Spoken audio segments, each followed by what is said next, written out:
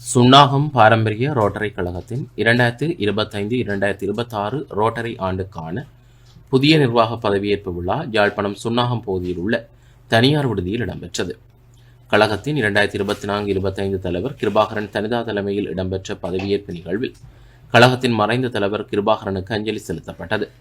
தொடர்ந்து கழகத்தின் 12வது தலைவராக கீதாகரன் சிபோஜா பதவியேற்றுக் கொண்டதுடன் கழகத்தின் ஏனைய நிர்வாகத்தினர் உறுப்பினர்கள் பதவியேற்றுக் கொண்டனர். தொடர்ந்து கழகத்தால் வெளியிடப்படும் கமலி நூல் வெளியீடு இடம்பெற்றது. இந்நிகழ்வில் இலங்கை மாலதீவு ரோட்டரி மாவட்ட ஆளுநர் டெல்வின் பெரேரா, முன்னாள் ஆளுநர் சுசேனா ரணதுங்க, ஆளுநர் தெரிவு குமார் சுந்தரராஜ் மற்றும் அவரது துணைவியார், மாவட்ட செயலாளர் தினேஷ்குமார் மற்றும் காமினி மதநாயக்க, கிளிநொச்சி, நல்லூர், யாழ்ப்பாணம் பெனின்சுலா, மன்னார் மற்றும் வவுனியாவைச் சேர்ந்த ரோட்டரி சங்க தலைவர்கள் மற்றும் உறுப்பினர்கள், கழக உறுப்பினர்கள் பங்கேற்றனர். இதேவேளை கழகத்திற்கான ஆளுநர் வருகை இடம்பெற்றது. இதன்போது கழகத்தின் செயற்பாடுகள், அறிக்கைகள் தொடர்பில் விளக்கம் அளிக்கப்பட்டது.